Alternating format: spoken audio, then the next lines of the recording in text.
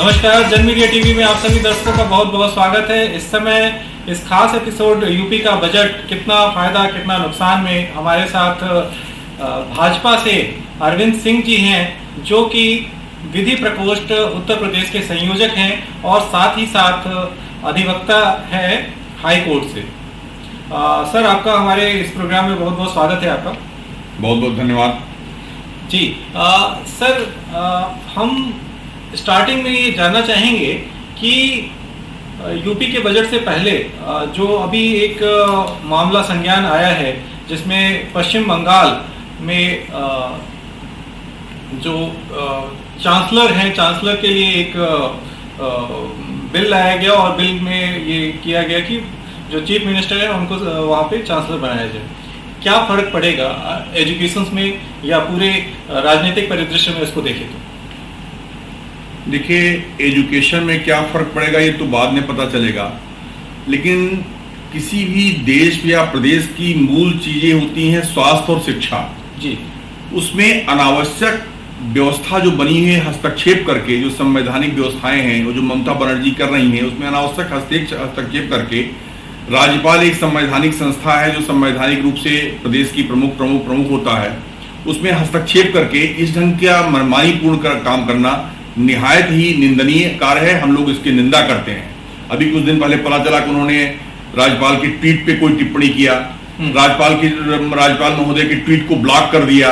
उन्होंने कहा कि मैं राज्यपाल की ट्वीट से परेशान हो गई हूँ। संवैधानिक संस्थाओं में इस तरह की टकराहट लोकतंत्र में बहुत ही घातक है, जिसके लिए ममता बनर्जी जी के द्वारा किए गए इस कृत्यों की हम लोग निंदा करते हैं और उनको सावधान करते हैं, आगाह करते हैं कि संवैधानिक संस्थाओं से इस तरह की खिलवाड़ करने की, इस तरह के हस्तक्षेप करने का प्रयास न करें, अन्यथा भयानक परिणाम होगा जिससे देश और प्रदेश सब झेलेंगे। जी। अरविंद सिंह जी, बात अगर हम करें, अगर यूपी बजट की बात कहें तो यूपी बजट में प्रॉमिस किया गया है कि 1 ट्रिलियन इकोनॉमी को हम पार करने जा रहे हैं। कौन कौन से ऐसे प्रमुख आप बजट में प्रभावी चीजें देखते हैं जिससे कि जो जनमानस है उन तक वो सीधा इम्पैक्ट दिखाई देगा?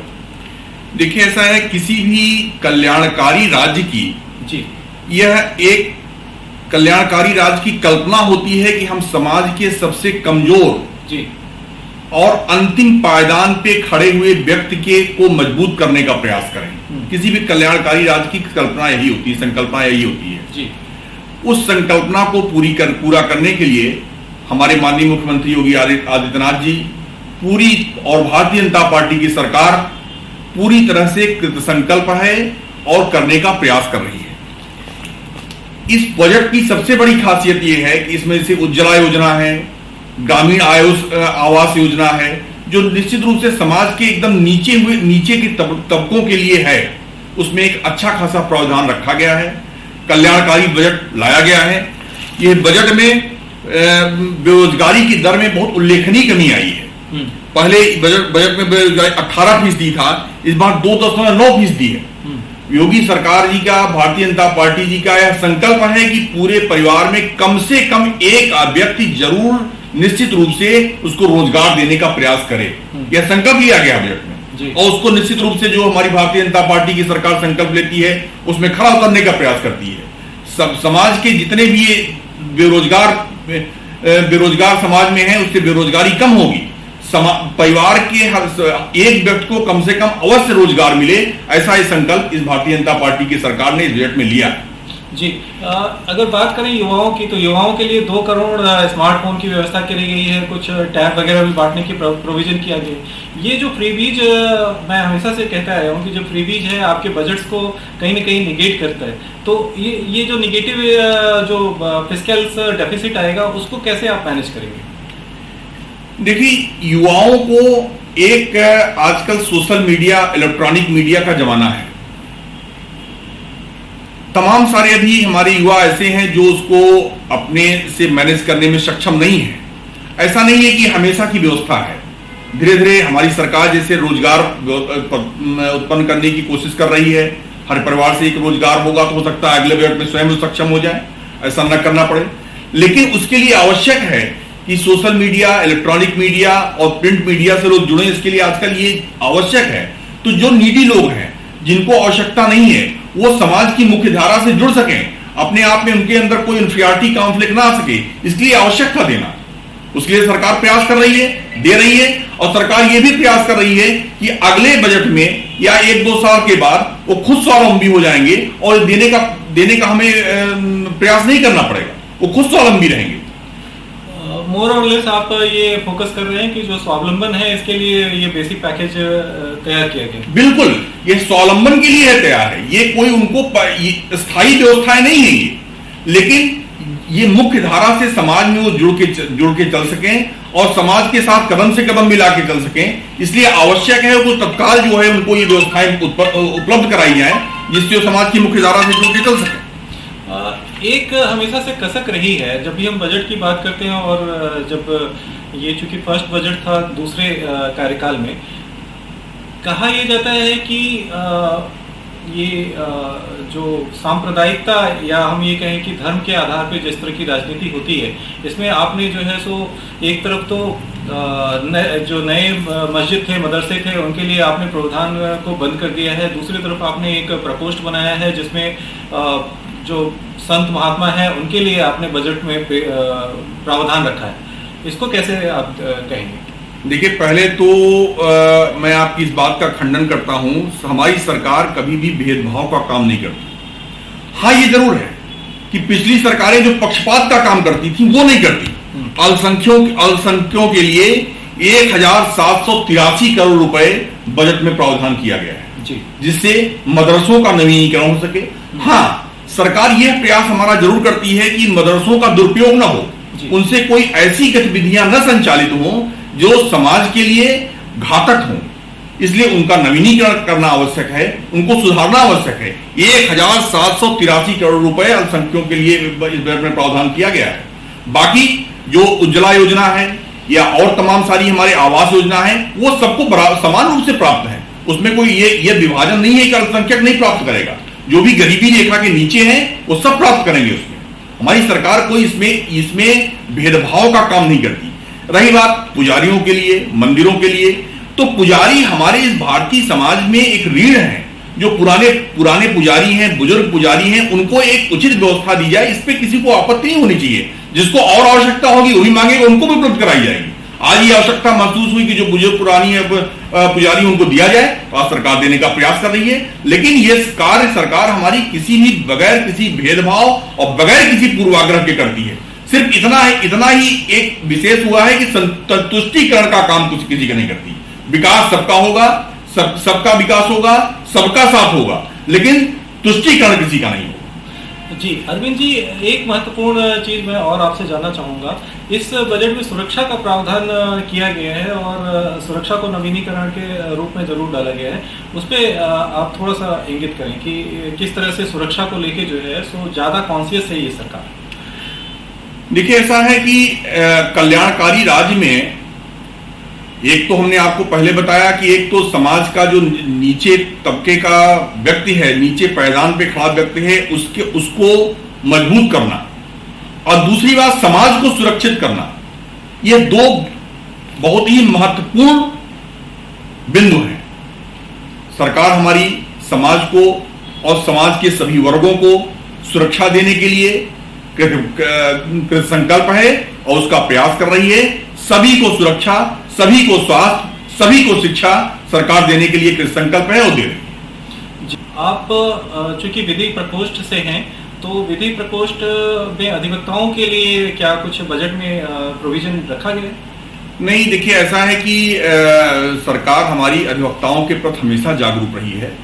मैं तो हमेशा एक अधिवक्ता होने के नाते या एक भारतीय जनता पार्टी के कार्यकर्ता होने के नाते सरकार के विभिन्न फोरमों पे अधिवक्ताओं के हित की बात करता रहता हूं। सरकार सुनती है। इस सरकार ने अधिवक्ता कल्याण कोष के लिए 90 करोड़ रुपए स्वीकृत किए हैं और जिले में अधिवक्ताओं और मंडलों और अन्य बुनियादी सुविधाओं के निर्माण के लिए 20 करोड़ रुपए का बजट भी रखा है।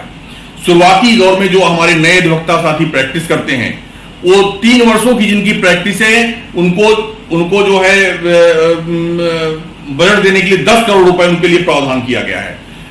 अभी पेंडेमिक में हमारे इस कोरोना की गंभीर महामारी काल में सरकार अधिवक्ताओं के साथ कंधे से कंधा मिला के खड़ी रही और उनको जिनके घर में दुर्घटनाएं हुई उनको सुरक्षा और उनके परिवार को आर्थिक एक सुरक्षा देने का सरकार ने प्रयास किया। प्रयागराज में एक बड़ा विश्वविद्यालय बन रहा है। प्रयागराज में लगभग 1000 करोड़ रुपए सरकार ने अधिवक्ताओं के लिए यहां स्वीकृत किए हैं। बड़ा विश्वविद्यालय बन रहा है और विश्वविद्यालय बनेगा तो प्रयागराज का भी विकास होगा। अधिवक्ता यहां से नए अधिवक्ता, अच्छे अधिवक्ता यहां से निकलेंगे। वहां तमाम सारे रोजगार विकसित होंगे जिससे समाज को और प्रयागराज वासियों को फायदा होगा। तो अधिवक्ताओं के हित में सरकार हमेशा चिंतित रहती है। अभी पिछले वर्ष अधिवक्ताओं के साथ कोई दुर्घटना होने पे 5 लाख रुपए देने का प्रावधान किया गया। तो अधिवक्ताओं के लिए सरकार, क्योंकि अधिवक्ता समाज की एक ऐसी रीढ़ है जो समाज के हर वर्ग को प्रभावित करती है और सरकार के संज्ञान में यह बात है। हम लोग इस बात को सरकार से चर्चा करते रहते हैं, बात करते रहते हैं कि अधिवक्ता ही समाज का एक ऐसा व्यक्ति है जो हर क्षेत्र में समाज को प्रभावित करता है। हर क्षेत्र से अधिवक्ता जुड़ा हुआ है। इसलिए अधिवक्ताओं को सरकार ने विशेष रूप से चिंता की है।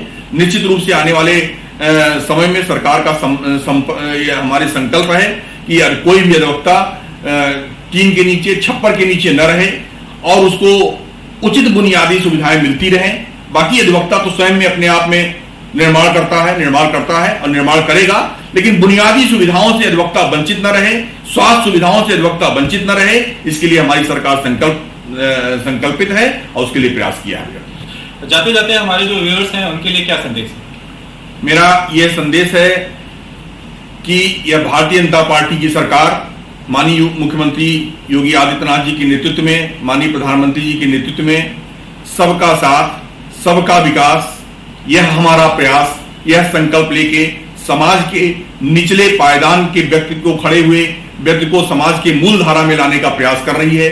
उसके लिए संकल्पित है और उसके लिए कार्य कर रही है और हम निश्चित रूप से आने वाले 5 वर्षों में सरकार इस संकल्प को पूरा करने का प्रयास करेगी। हमारे प्रदेश की जनता से यह अनुरोध है कि सरकार का सहयोग दें। माफियाओं की सरकार ने कमर तोड़ दी है, भू माफियाओं की या किसी भी क्षेत्र के माफियाओं की कमर तोड़ दी है। जहां कहीं भी ऐसे लोग चिन्हित होते हैं वो उचित फोरम पे सूचित किए जाएं। निश्चित रूप से सरकार उनके खिलाफ प्रयास करेगी और आने वाले समय में लोग माफिया शब्द यहां से उत्तर प्रदेश से भूल जाएंगे। आप इसको ध्यान रखिएगा। हमारा आपका दोबारा कहीं मुलाकात हुई तो माफिया शब्द ही भूल जाएंगे जी। तो सरकार का लोग सहयोग करें। कभी कभी कुछ कठिनाइयां आती हैं व्यवस्था के रूप में, कभी किसी व्यक्ति के साथ, उनको सरकार की मंशा को देखते हुए जनता को भी सहयोग करना चाहिए। जैसे भी बिजली की थोड़ी सी समस्या आई तो लोग बहुत ज्यादा करने लगे। थोड़ा सा आपको सहयोग करना पड़ेगा। इतना बड़ा देश है, इतना बड़ा प्रदेश है, उत्तर प्रदेश इतना बड़ा प्रदेश है, तो कभी कभी थोड़ी सी जो प्रोसीजरल दिक्कतें आती हैं उसमें जनता को सहयोग करना चाहिए। निश्चित रूप से उत्तर प्रदेश उत्तम प्रदेश बनेगा, उस राह पे चल रहा है।